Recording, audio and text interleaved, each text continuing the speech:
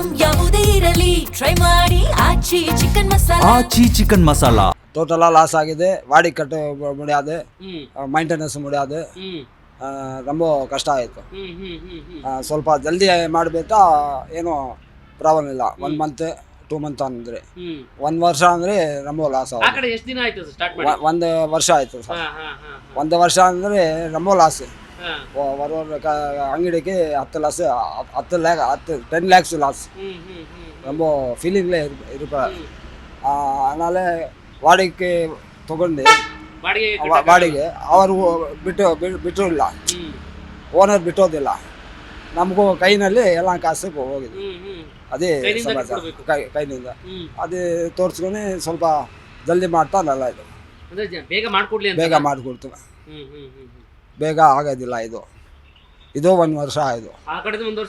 ಈ ಕಡೆದು 1 ವರ್ಷ ಆಗಿದೆ. ಅದಕ್ಕೆ ಲೇಟ್ ಮಾಡ್ಬಿಟ್ರೆ ಕತೆ ಆಂಡವರೇ ದಿಕ್ಕೆ, ಅಲ್ಲದೇ ದಿಕ್ಕೆ.